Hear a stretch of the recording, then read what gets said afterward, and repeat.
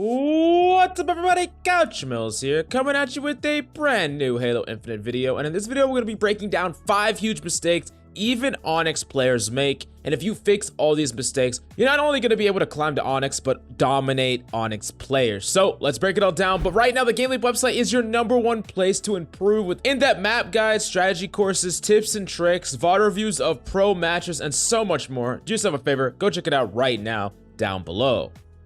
Now, the first huge mistake that high-level players still make is not fully covering your teammates when they are healing. This is something that is incredibly important no matter what rank you're in or what game you're playing. It's very, very easy to protect an ally who gets some value, puts out some pressure, and then goes back to hide. Oftentimes, if you are hyper aware of what your teammates are doing and what their life total is, you're going to be able to set up some really free kills with your ally. Because imagine if your ally does a lot of damage to someone, runs around a corner, and he's hiding. If an enemy comes and chases him, but you're there to protect him, you're going to get a free kill on that enemy, and your ally is going to be able to get that full health and live. So it's basically like getting 2 freaking kills on the board. And all you had to do was just be mindful of what your teammates are doing and help them. I mean, I'm sure you're in a very similar situation where you are very weak, you're trying to get healed up, and you have teammates that just run right by you, and then an enemy comes in and kills you, when all they had to do was wait a couple of seconds,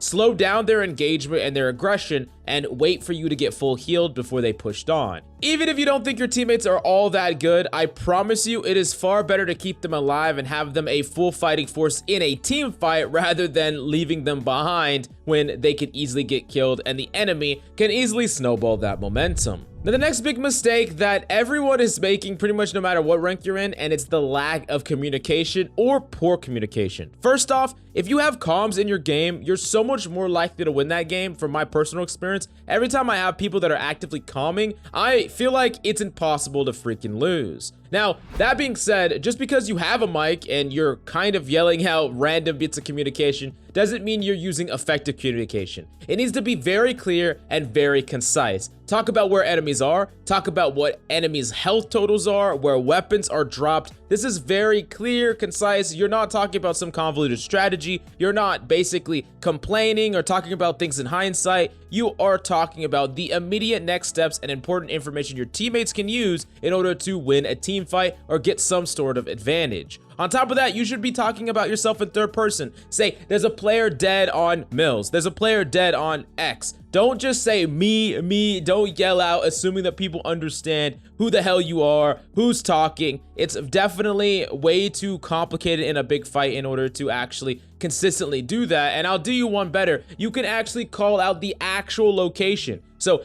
on the bottom left of your screen, you're gonna see exactly where you were. And when you die, you're gonna be able to know exactly what it's called. You can call it, and it makes it a lot easier for your team. On top of that, it's really important to call out things as they come up. Like, oh, I'm gonna contest overshield, it comes up in 5 seconds. Or let's contest overshield. If you die and you left like a sniper rifle in a certain location, ping that location or call the location and say, hey, there's rockets down here, there's sniper down here. This allows your allies to know that there's something that is worth them contesting there. They can go, they can pick it up, they can fight for it or secure it rather than just walking right by it because they have no bit of information.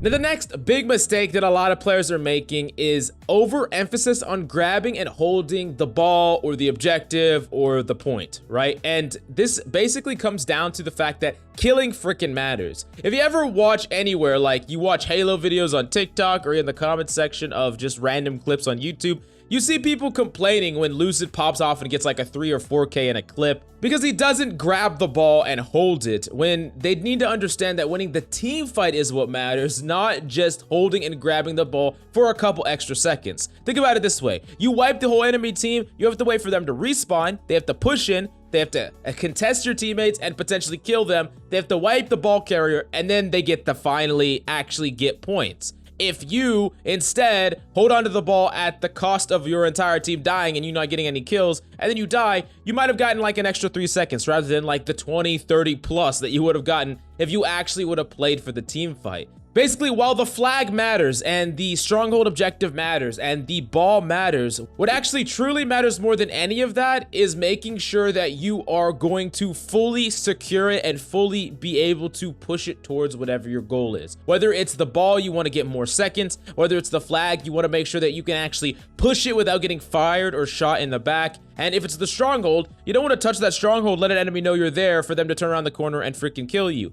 I think ultimately this comes down to a true aspect of tunnel visioning, when the win condition is not just grabbing that ball or touching that flag. The win condition is far more complex than that, and it often revolves around you killing enemies, winning the team fight, pushing the objective. Now, the next big mistake that Onyx players are making all over the place, and this is a really big one, and it's getting sloppy in a winning game. Oftentimes, you have a 2-point lead and capture the flag, or a lot of second lead, a match lead, whatever the case may be in oddball, and you get sloppy. You start running around like crazy. You're not playing discipline. You start running around like a psychopath, and what you need to understand is that one bad move or play can completely shift the momentum. On top of that, if the enemy just starts calming, if they really start focusing up, they can be playing like a completely different team from 1 second to the next. It is incredibly easy to have a huge advantage in this game and then lose it all by a landslide. What you need to be doing every single time is putting the maximum amount of win distance between you and your enemy. Not only does that probably help your MMR, based on all my studies, I'm pretty sure that winning by more is going to help your MMR more, so you want to do that first off.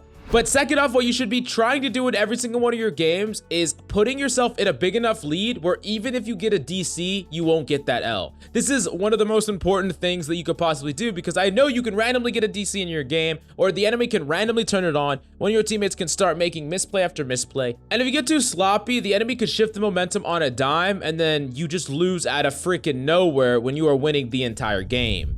Now, the last and biggest mistake that players are making, even up in Onyx, but in any rank, and it's the ultimate lack of patience. You need to understand that patience is the key to dominating modes like Slayer. Properly understanding and utilizing advantage and pressure. A great example of this is, let's say you're in Slayer and you have a pretty big kill advantage. Let's say you have 5 kills on the enemy. This puts the burden on the enemy to act, and let's say they don't do anything, y'all don't do anything, and then the clock starts ticking down more and more. Now the enemy really have to act. They really have to make a play. Now, that doesn't mean that you don't put ample pressure and resources into contesting a lot of the power weapons on the map, but it doesn't mean that you have to go make a joint push. It doesn't mean that you have to go seek these kills out, and you could actually incorporate a much more defensive play posture where you instead play very defensive with your team. You're watching these power weapons and waiting for enemies to push out to them to punish them and get a potential kill, and as the clock ticks down, the enemy is really incentivized to make the first move, which puts them at a fundamental disadvantage, and it's something that you can really incorporate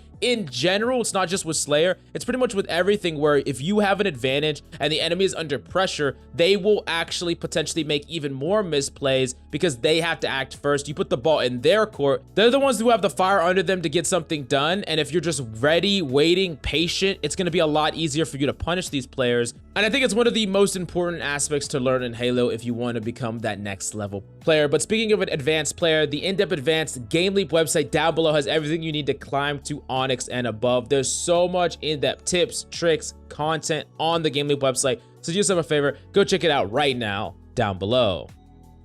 Anyways, thank you so much for coming by. Follow me at Twitter at CoachMovesOW. I love your faces, and I'll see you next time.